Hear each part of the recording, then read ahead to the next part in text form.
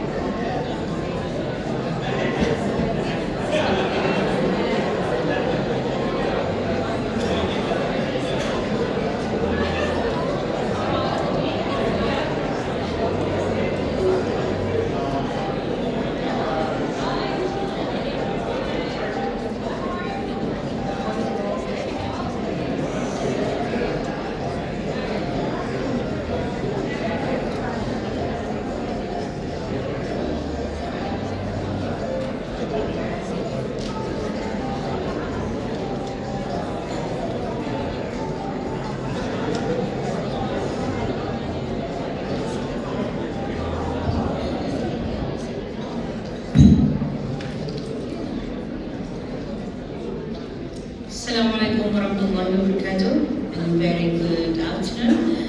Now that we've gained insights from our speakers, it's time to deepen the conversation with our upcoming forum discussion. They will dive into the topic Women in Sports. Let's explore the diverse perspectives on this important matter. Can we have a round of applause as we call back on stage our distinguished guests, Dr. Tanya Alilabi and Dr. Roshana Muradi. who will be joined by Dr. Haji Hasman from Brunei Darussalam as this afternoon's moderator. Can we please also welcome to stage our very own Brunei Darussalam sport representatives, Pengira Siti Amal Jariah of Brunei Darussalam National Olympic Council, Ms. Basma Lakar, our elite world wushu medalist athlete, and Ms. Nina Juna, our current Asian Games weightlifter, as our guest panelist.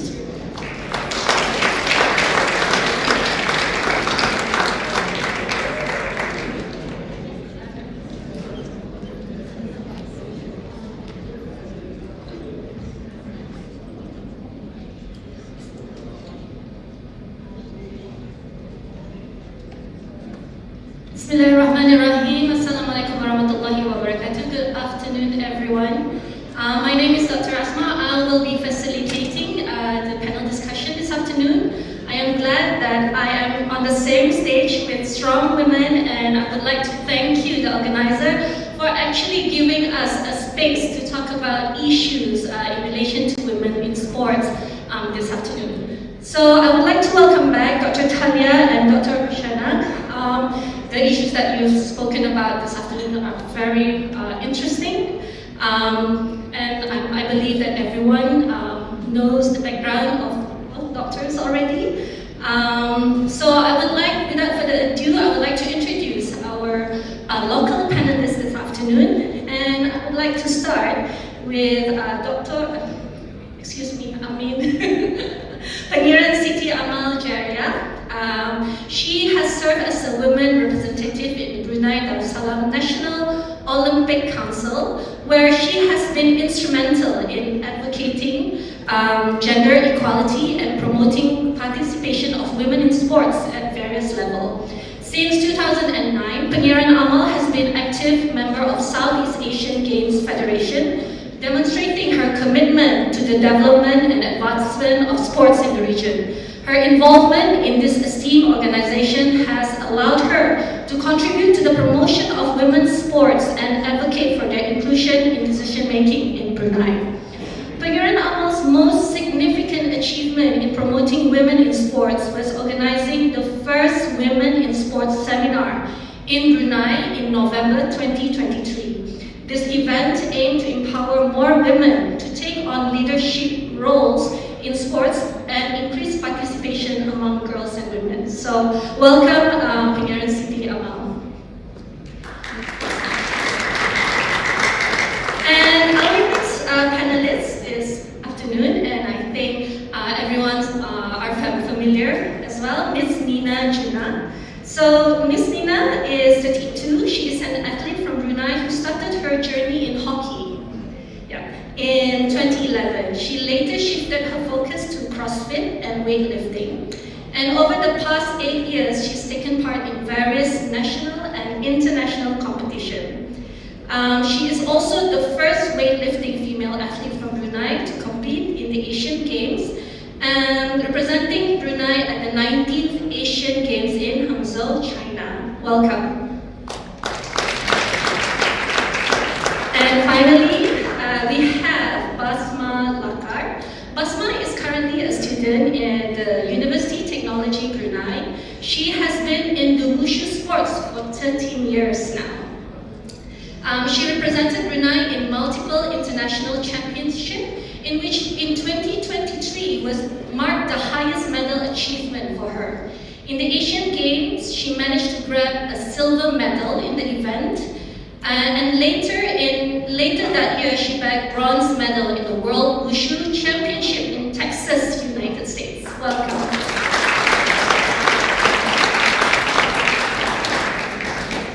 Right. So without further ado, we were going to start this important discussion about women in sport.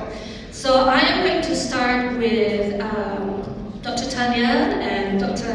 Roshana on the various medical issues facing female athletes, right? So from your point of view, how has the participation of women in sports have evolved over the past century?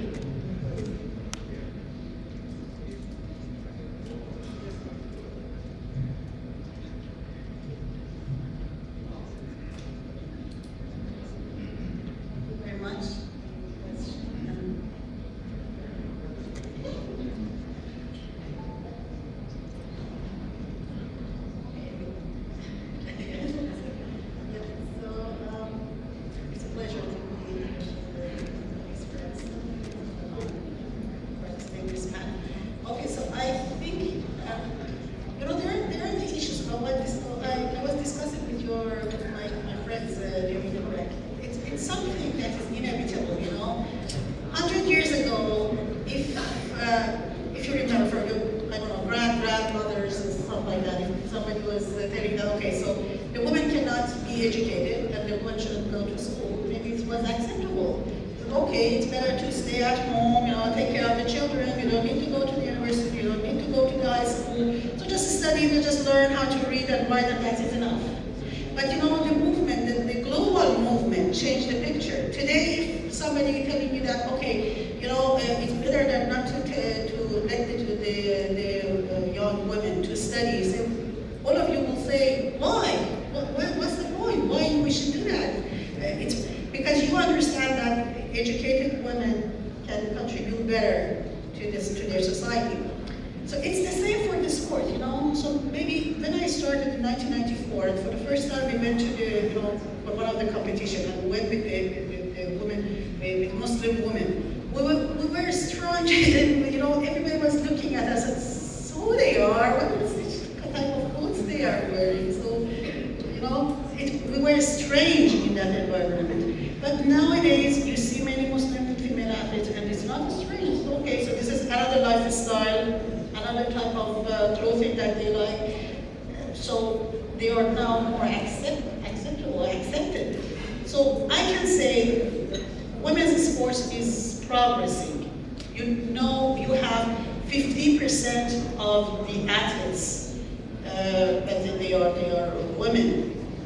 And so all the countries will join this movement later, earlier or later. This is a movement that is inevitable, and I think the progress is in the good path.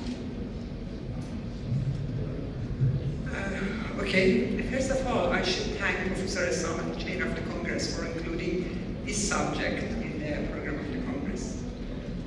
In my part, I think that it's a really important subject, and I should talk about it a lot more and more. But I'm a little bit surprised at why all of the panelists are women. It's not the barrier between men and women when we talk about the gender and sport. As Talia said, I think that when the information and the science and the progress, they can be both strong. And after the removing the curtain, after the removing the barrier, everyone ask himself that why we should forget half of the general population. What's the difference between the men and women in the work, the sport, and in everything? I think that when we try to broaden our mind, it's happened. Thank you very much. I'm glad that we are progressing positively in terms of the advancement of women in sports. And of course, Dr. Roshana, I also am glad that you highlighted the difference between women and men. And I think for the sake of our audience this afternoon, I would want to ask one question in terms of the medical health difference between men and women. Women are very unique in the sense of their body physics and chemical process in the body. So my next question is more medical oriented, in which how do normal, I know you did touch earlier on about supplementation and things, but hormonal fluctuation. I mean, I'm in my 40s, I do feel these hormonal changes, and I see these young ladies here. How do the body changes in women in terms of pregnancy we mentioned earlier, and I was thinking like if you decided to breastfeed, how does that work? And then when you reach certain age, there's menopause, so these chemical changes in the woman body, how does that impact sports performance? Sure, it's impacts. But me and Talia were born in North Africa. In our region, usually the female do everything. The female do the agriculture, do raising children, educated, and everything. And I think that, yeah, there's a lot of difference between men and women. And there's a lot of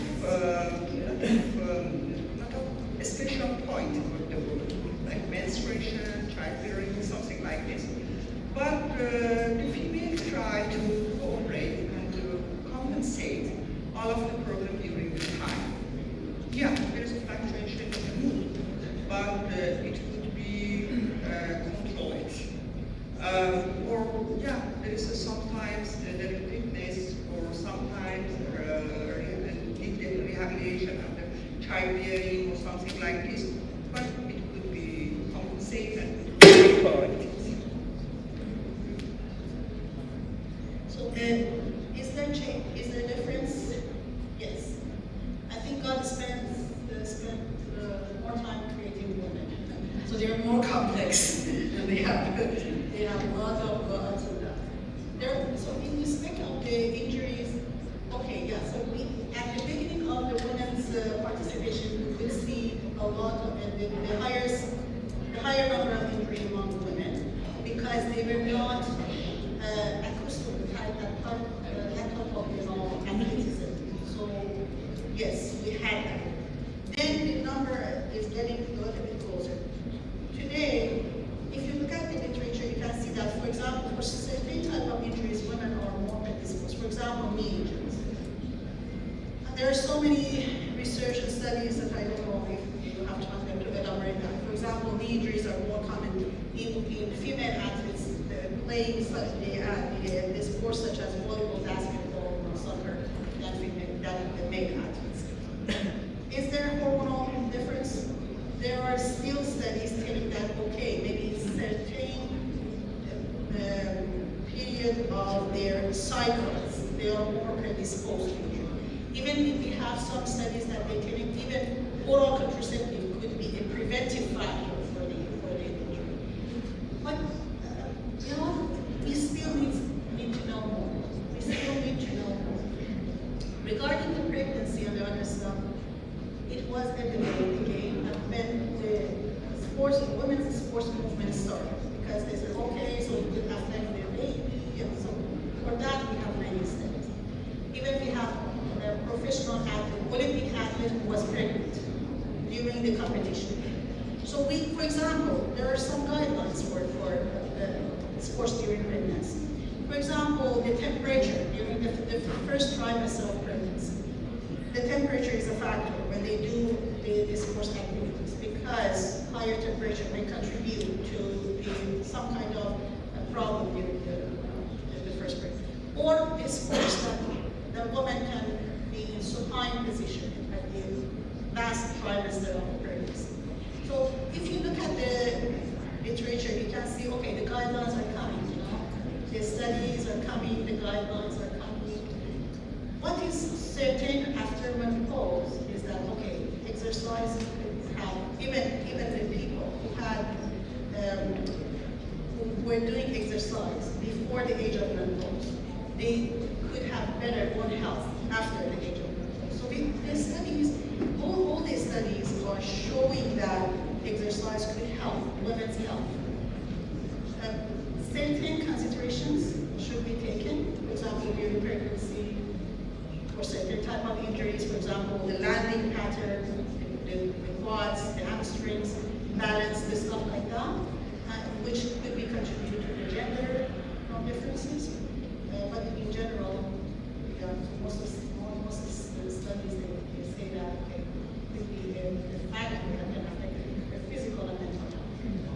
Thank you very much. I would like to give an opportunity for Nina to maybe share your own experience of how to take care of yourself during the time of the month, maybe when during the competition. Maybe you want to share with everyone how's your experience.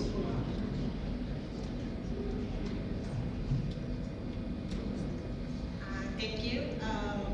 So I take care of myself during the competition and before the training. Before the competition, I need to train myself. I start from zero. Before I cannot do squat. I can do pull up, but I start from zero. I progress from a bit and I learn how to live, and then I need to learn the basic. The basic is important. The technique is to avoid you from getting injured, and then at the same time I will need to have enough sleep. sleep, enough water, and then supplement. Yeah, that's how I take care of myself. Thank you very much. In terms of, because you mentioned about research, right? Is there any advancements in technology that can help women athletes specifically? So, before I answer this question, I want to mention that the one that Dr. Shalat said actually I think it's true.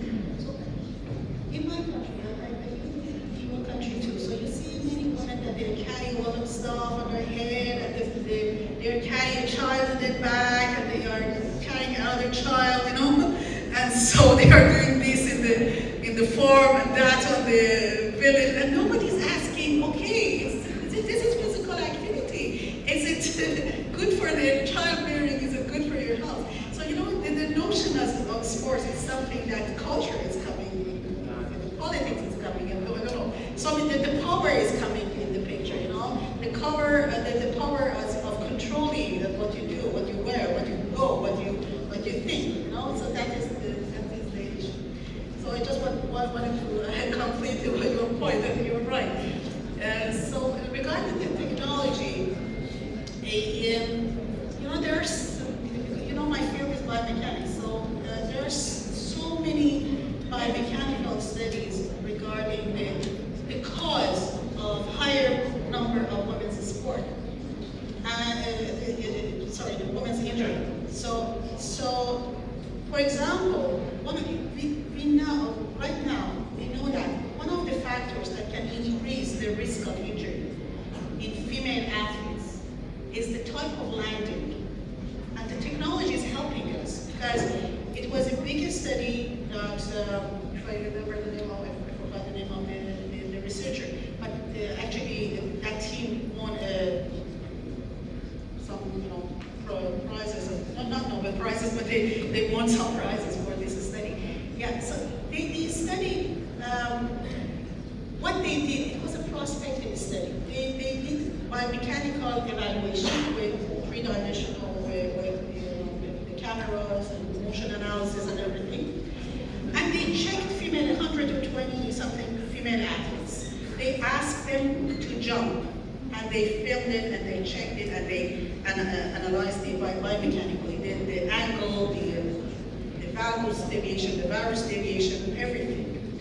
And interestingly, they followed the athletes after the competitions and after the leagues, and they checked that which athletes they had injury, knee injury, ACL injury mostly.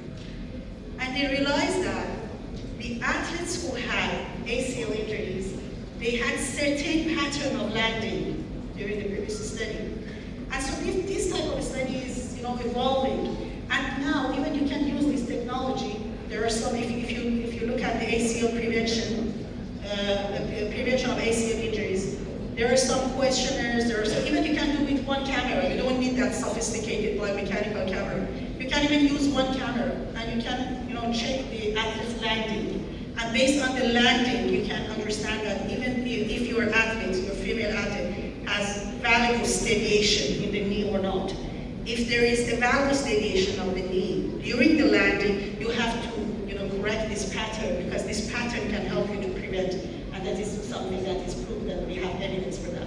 So, as I said, the studies on female athleticism is, you know, progressing, and the technology is helping us to understand. For example, my specialty is on EMG. For example, one of the things is that we can understand now the pattern of muscle activation in women, and the differences between male and female in muscle activation during different type of activities, and then we understand how we can make this balance in a proper way to prevent injuries. We all talk about the negative differences, but there is some positive differences. For example, that female athlete has a more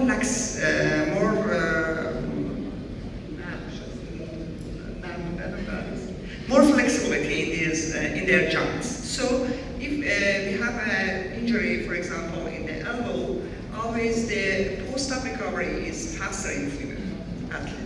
And and the female athlete usually reach the maximum of the movement, in contrary of the male athletes, because we are more flexibility in the female athletes. So I should mention that the look to the female athletes or male athletes not to be a criticism look. You should accept that the female athletes is a half of the general population, and there are a lot of difference between female and male athletes, and we should accept it, and we should try to prepare the best field to prepare the best field to do the sport for female athletes. Yeah, but I prefer that to think about that some positive things, not negative. Thank you very much. I think from that answer, there is an importance on research and study to understand more about the positive differences between men and females. One of the positive differences is that women are better in swimming because they have more fat, and so they weigh out of the water better than men. Right. Thank you very much for that. So now I want to focus our spotlight to our sports idol here, Basma and Nina. We want to know more about your experience in being involved in sports. What are the opportunities and challenges that you've experienced as a sports person in Brunei, as well as internationally?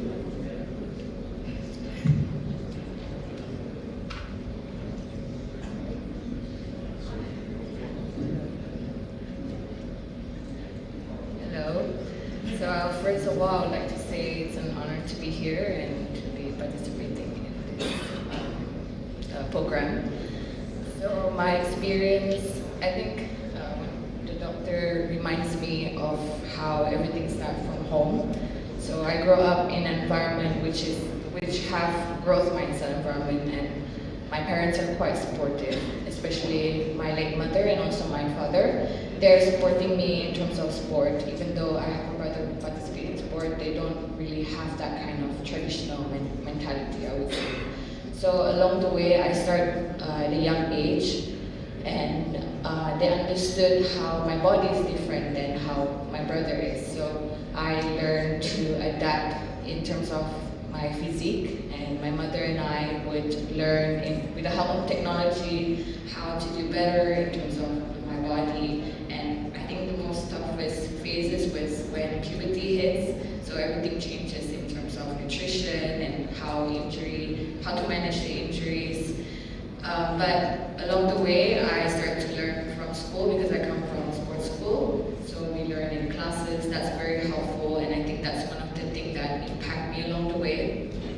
But now we have really great opportunity because me and Nina is in the program called BDIS. So we have a lot of help from them in terms of food and how to get better in terms of performance, and also in terms of physio and also psychology. I think as we have a lot of challenges in terms of mentality, because we can tell that we're different in terms of physique between men and women. So it's really hard to not be hard on ourselves sometimes because we want to get better, but at the same time it's really hard to adapt because of the differences in terms of physique. Thank you very much for sharing that. Yes, and I think we can, before we touch on the issue that you have highlighted, maybe we can give the opportunity for Nina to share your experience and your challenges.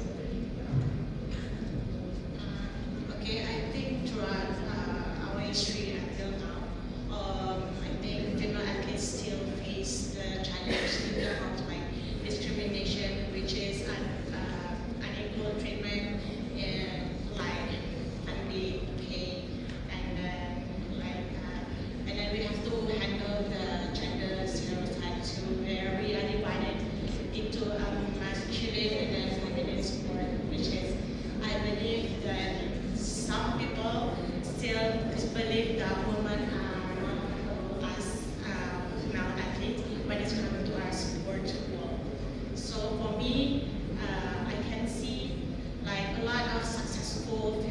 athletes like Masma and then some of the athletes in Brunei, we have had to fight our right to compete and then prove time to time to show to prove that we are as good as we as deserve and then we are as talented as we are athletes. Yes, we are. So thank you, Nina. So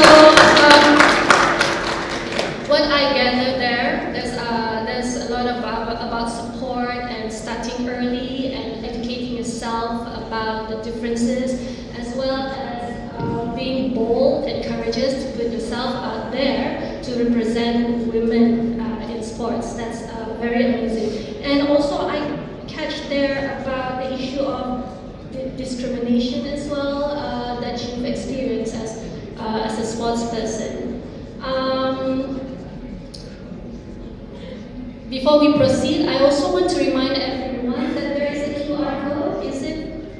Yeah, it should be flashed on later on. So if you do have any questions following Nina and Masma's experience, please do post your questions on the Slido that is available from that QR code. So that is a very amazing experience. Because of time, now I would really like to move to Pengiran Ahmad, because you hold a very significant position in terms of supporting sports in women, and you were talking earlier on about starting early and things like that. So my question to you, how can we encourage more female to participate in sports in accordance to our local guideline as well as international guideline, and how can we empower more young women to hold that leadership role, to carry out more research, to inform our policies? Thank you.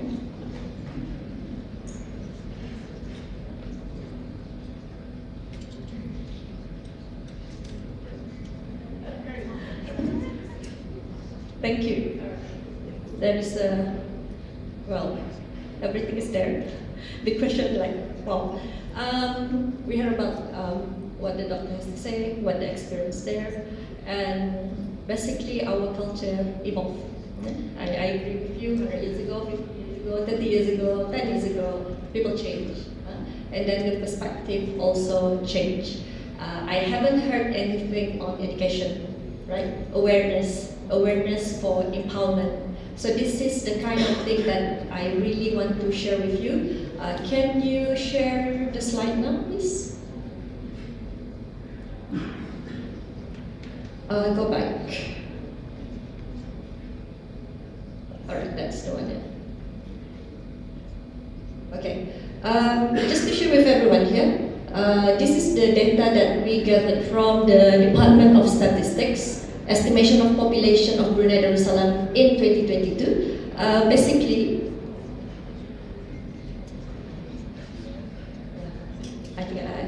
Basically, we are one of the smallest country in the world with small number of population. This is very important as I move to the next slide here.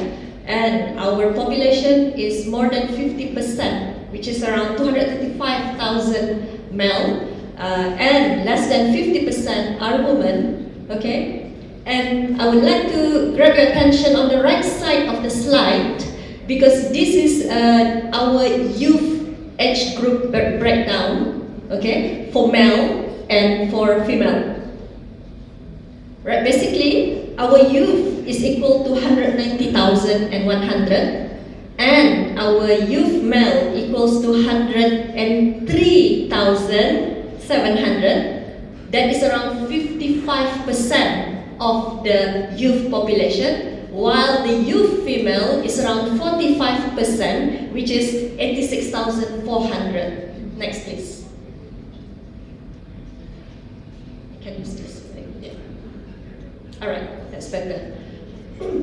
So, I just want to share with you the numbers, because I think this generation, they require numbers.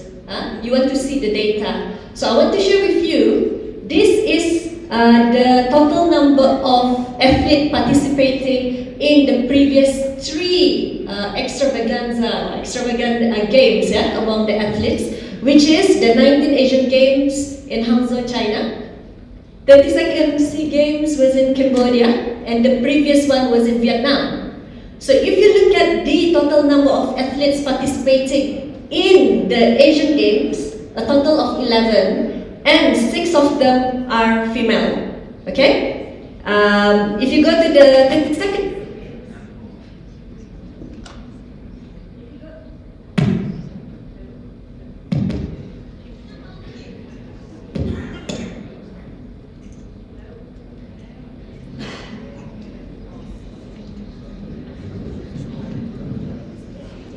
Hello. 32nd SEA Games in Cambodia, there's 65 athletes participating, and 20% are female.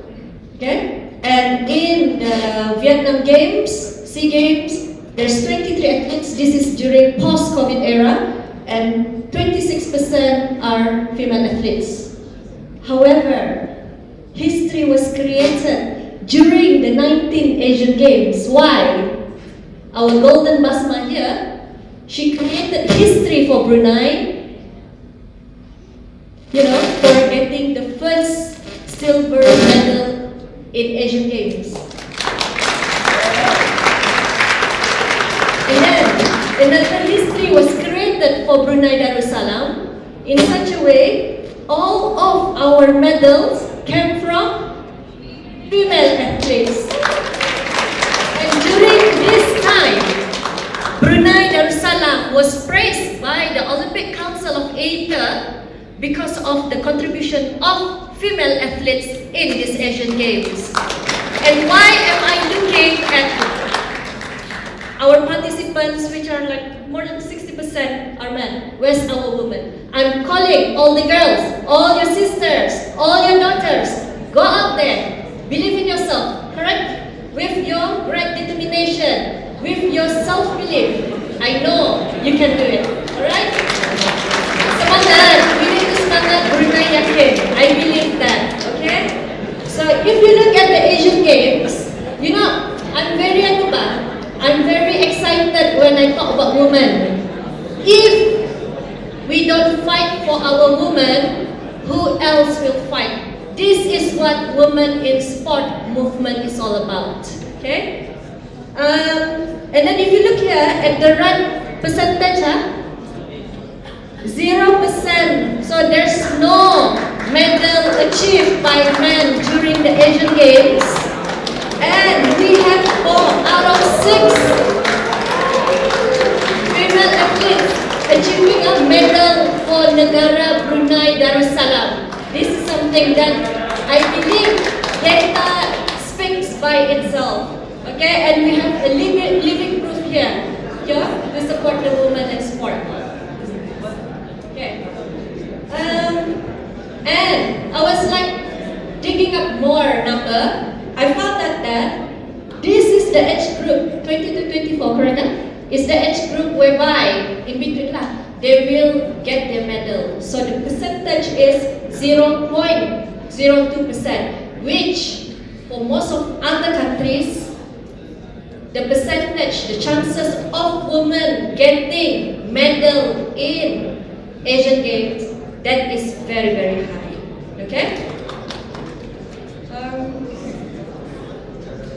Unfortunately, the data that I gathered from our sports associations and federations a couple of years back, the blue color is the color of the male taking part in a decision-making role in our sports associations and federations. Where's our women out there? So I'm calling all of you to please empower yourself, believe in yourself. We have to be there. Because as a woman, we know that we have this motherly figure, correct? The nature of woman. I'm not stereotyping here, but yes, I agree, women have our motherhood instinct. When there is less opportunities for our daughters, we try to give them more opportunities. If there's less opportunity for our boys, then we give them more opportunities. That's what mother is for, okay? So I'm calling everyone because currently women is only standing at less than 23% in these sports associations and federation. All right? Yeah, I would say. Thank you very much, Panpangiran. So what I gather there, thank you for sharing that statistic because it clearly shows the evolution and progress among female athletes, particularly in Brunei. I am so proud of all of us this afternoon. Thank you very much for sharing that. So apart from like lifting spirits and empowering ourselves, and you must also share like making self-belief. What else can we do from Basma and Nina's point of view? How can we move forward now? You as the young person who are representing Brunei, I believe everyone here knows you from social media, from our local media and international media as well. So now I'm also highly spirited now. How can we move forward in female athletics in Brunei Darussalam? Thank you.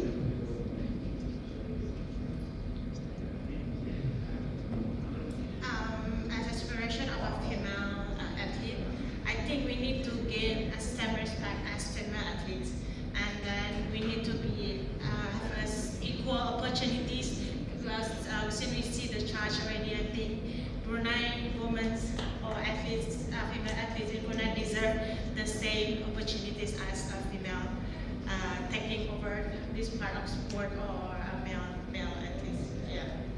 So for me, is other than that parental and family support is important too because it's a key to making a woman and then a young athlete to be part of the sport in this world. Because like me, I'm not like Basma is lucky because she had a very good parents mindset. For me, I come from traditional mindset parents, so I need to prove to my mom that I can do this on my own as a female athlete. So after 4 years joining CrossFit, doing weightlifting, I proved to my mom that I can be a better athlete. Yeah. That's amazing. Thank you very much, Sherry. A couple of words from Basma about moving forward.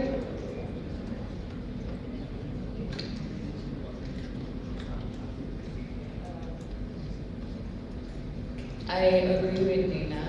It's true that we can prove ourselves, but also in terms of inspiring the young female athletes, but also more recognition and also exposure, because also there are evidence saying that there are a lot of women athletes that have proven their achievements. So in terms of media, I think they should get more recognized and also to get more exposure and to be given the same chance to go overseas or more competitions so that they can prove themselves better. I think other than that, we already do our own thing, so we just let the others to help us support in terms of recognitions. Thank you very much. I think time is very limited. I would like to give a couple of seconds for the other panelists to maybe share your own word of empowerment for how female athletes can move forward nationally as well as internationally.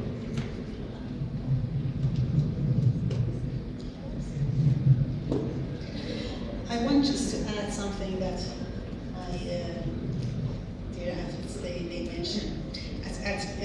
At least this is my experience. Education is important, not educating only women, but educating men. A boy that understands that, okay, if her sister has a talent, should have the opportunity to present the talent. It's important that we change the mentality of our men as well. This is the first issue that I want to emphasize, because this is what happened in my country. Because as I mentioned before, many of men supported women's sport, and it was not achievable if they didn't support us. And that is coming from education. Education during the schools, in medias, in social medias and stuff like that. The other one is that every progress in any field a big part is related to the money. So it's the investment on that type of activity, any kind of activity.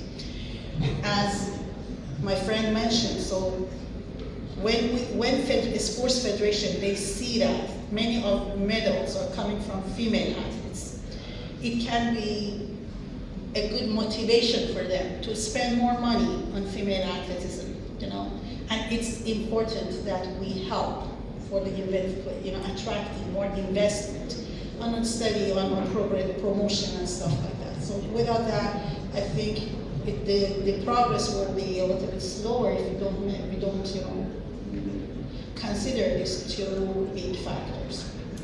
And I can say for the last word, I can say it was really inspiring for me. I really didn't expect that in Brunei to see that so much interest, so much athleticism, so much interest on women's sports, and I see a great future for your female athletes in this country.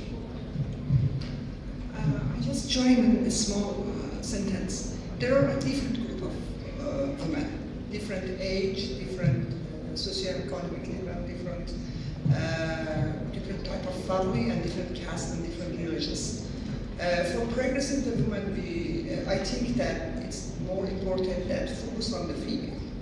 It's not important the religions, it's not important the age, it's not important the socioeconomic. Always, as Talia said, that females, education, and progression. We should think about that. The peak is in front of us, and we should cooperate to reach the peak. It's important. I think I agree with everyone whereby education is important, because as part of our 7 resolutions that we drafted and tabulated during the Women in Sport seminar last year, and one of the way forward is actually on empowerment, or on empowering more women to take part in this decision-making role, so that it has that domino effect. So I believe education plays a role.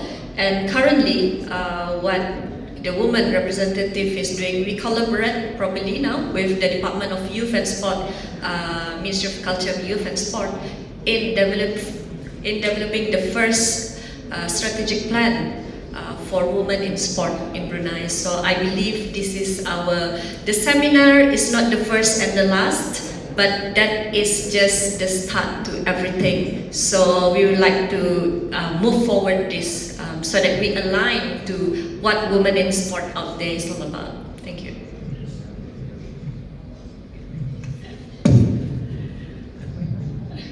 Thank you very much for those final words. So now we have come to the end of the panel discussion, and I think we have time. Ms. MC, how many questions can we have? I saw 10. 3, 4. All right, 4 questions. So I've got a list of questions here. I'm going to read out the first one. It's about recovery. In terms of recovery, is there a difference between female and male athletes with the same type of injuries? Female athletes are always more courageous to pass the recovery. It's really important, because in the muscular and bone injury, always the courageous is very important. You may try to tolerate the pain and try to continue. And we can ask our colleague Dr. Al-Rahumi about the physiotherapy of the difference of the physiotherapy between men and women. Join us? No? Okay. But yeah, the female is more courageous. And about the flexibility, the female has the more flexible than men in the access to the range of motion of the joints. So for me as a surgeon, it's more easy to operate a female athlete and hope that they have the better result in the female athlete. in my experience? It's a difficult question to be answered. I think recovery is multifactorial. There are so many things that contribute, and so some of them mentioned by Roshanai, for example, the motivation of athletes to return to the previous level. So it's one of the big issues. But there are so many other aspects that can contribute to recovery. For example, the pre-injury condition. The muscle having good, conditioning before the injury, and so the type of injury, which injury we are talking about, So there are so many other issues. For example, the flexibility is a good factor, but laxity is the factor that can contribute to so many problems for the rehabilitation, and so laxity is a situation that is more common in female athletes. We can see it more in females. So I think there are multifactorial notion. It's a multifactorial notion, but in general, in respect of the motivation to do the rehabilitation and everything, I agree with Rosanna. At the same time, always you have something is not good in women. Usually they have general nutritional loss in women, and you have some osteopenia or something like this in women, and it's not very good. But in the same condition, for enforcement.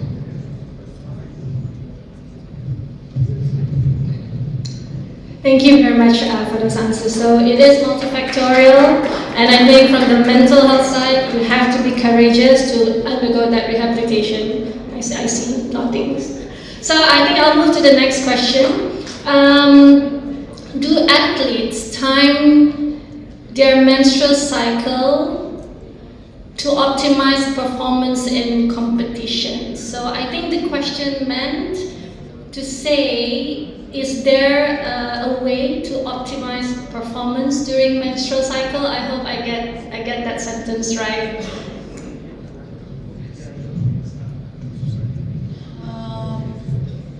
We have studies that the athletes have less, for example, injury during the luteal phase, ACL injuries.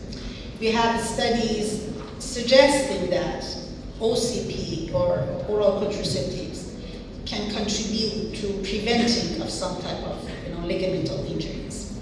But some of these studies are not type 1, type A studies. So there are some critics of those studies. New studies are coming. Is hormonal situation affect the injuries? Most probably yes. Should we change the hormonal cycles to prevent the injury? Most probably no. Because, as Dr. Hilary said, so we have to check the pros and cons, and the athlete's health is the priority. So the professionalism is a duration of athlete's life. For example, between 15 to 30. But these athletes should be a mother, should leave. So many of the athletes who have ACL injuries, for example, they may have osteoarthritis later in their lives. Men or women, it doesn't matter. So it's important that we think about any intervention that we do for athletes, how this can affect their life in general, not just the athleticism. Did I do some changes? Yes. Sometimes the athletes want, for example, the athletes with premenstrual syndrome. They have pain, they have problem, and they want to somehow manipulate their period. This is what is a common practice that many sports physicians are doing. So because to help the athletes to have a better performance. But is it supported? Not very much. I hope it's answered. Thank you very much. What I get there, we need more evidence and not to disturb natural. Do you want to do intervention? Do you want to change the pattern? So we need more studies. We need more study. We need more evidence, ladies and gentlemen. I'm now moving to the next question. What immediate steps can men take to contribute to the progress of women in sports? Can I invite Pangeran to answer that question?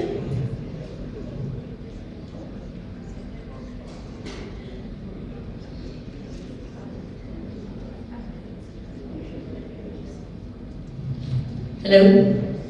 I think this is also this was also discussed during our seminar last year. I think openness by men, accepting the man, the woman, the girls, the female can do what male can do. So I believe it's all about changing the mentality and ensuring we empower more women. So I believe socialization, awareness, and education is important.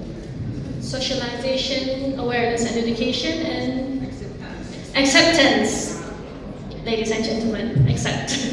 All right, I have the next question. This is the final question, unfortunately. Is there any advice on how to safeguard, protect young girls, especially in sports, considering there may be sensitivities which may be seen as abuse and harassment?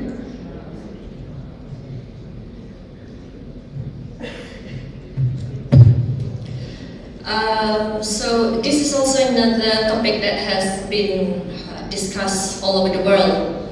It happened in schools, so that's why we have policy in place by Minister of Education in safeguarding students even during physical education, during CCA time when students participate in the physical activities. Another thing, under the Brunei Darussalam National Olympic Council, we do have male sports commission and female sports commission that is actually one steps away from our athletes.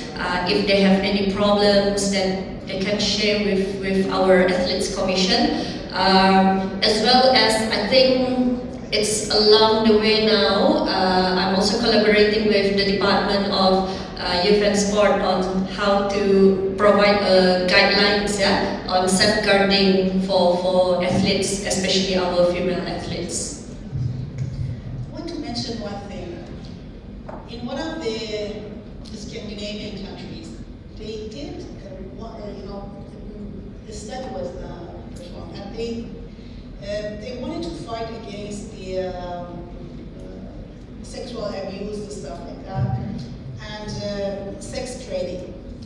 And so what they did is the study published actually, instead of punishing women, they started punishing men who are chasing for this type of behavior. And interestingly, the results was much better.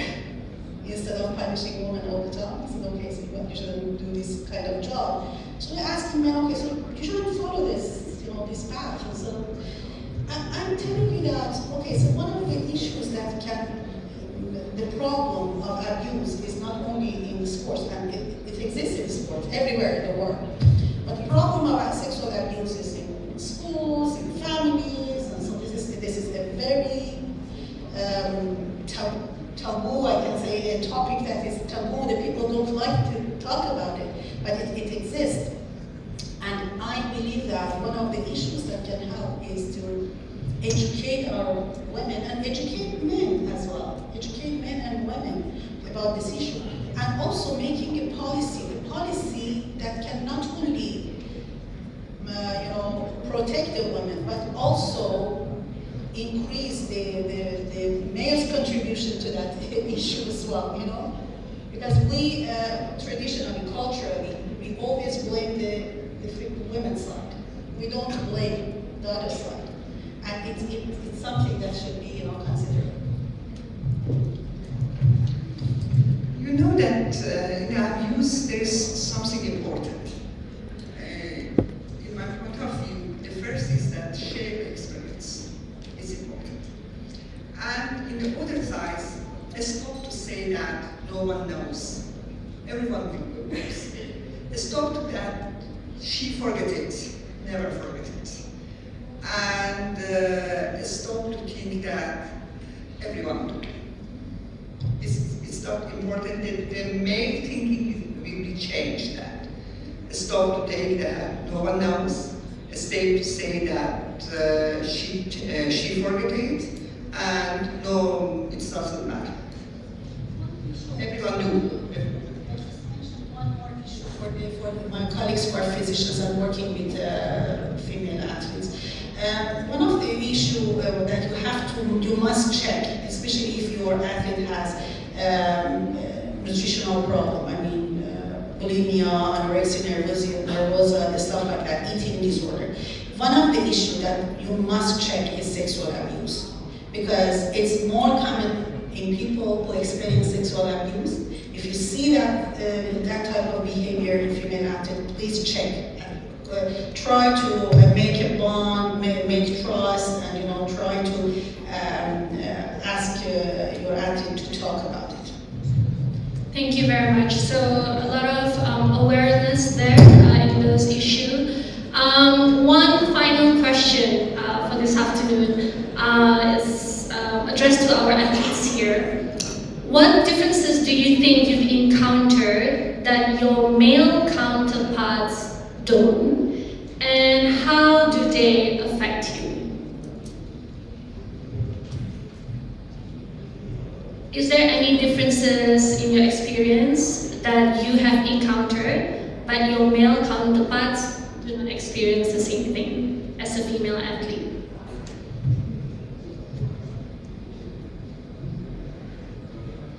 I'm a weightlifting athlete, so most of the time I train in the gym, mixed with male athletes. Sometimes it's happened to me before when I started to do this sport. I have like a comfortable feeling with train with the same gym in a small space. So I try, how I contact, I try to find like a bigger space, the gym that don't care what I'm doing, like which is I found on place. That's why the reason why I do CrossFit now, because CrossFit gym is a big space for me to do my workout. And then at the same time, I will find a time that not a peak hours time, so I can train myself like I'm in the gym. That's how I can do when I start training by myself at work. But now, for me it's like if you are a female athlete, try to find people that can support you and then surrounding yourself with positive people that give you that not give you a negative treatment or whatever that make you uncomfortable. Try to find a place that make you comfortable. There's a lot of places in Brunei that you can train. Don't make it a reason that this gym is not comfortable and then you stop doing what you are doing. Please find a place and then surround yourself with positive people, and that will support you. Anything from Basma?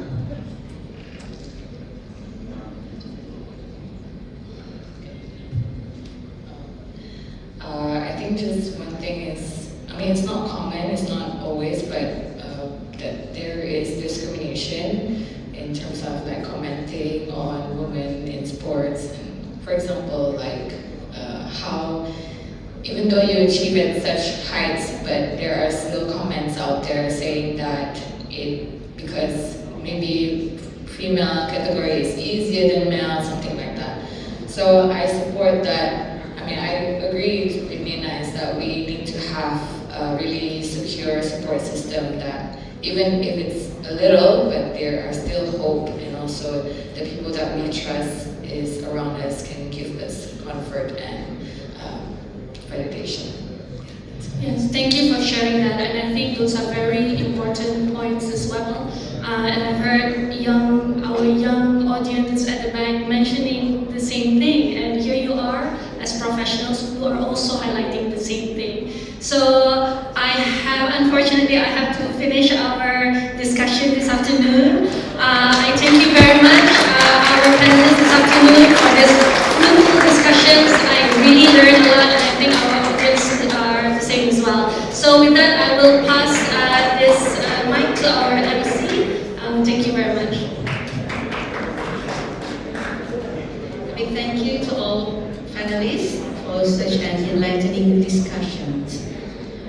Well, what an uplifting and productive day it has been. We extend our sincerely gratitude to all the speakers, delegates, and participants for making this first day of the Sports Science and Medicine Conference a great success.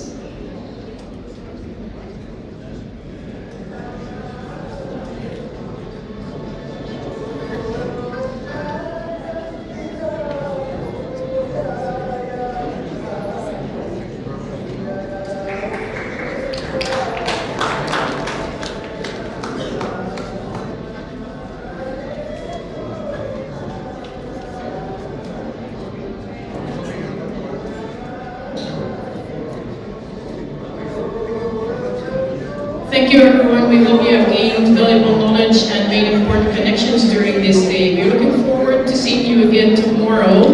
In order to get your participant certificate, you need to partake in both days. Tomorrow we also have our very own Minister of Sport coming to close the entire conference. So please hope to see you back tomorrow. Goodbye and thank you. Drive safe.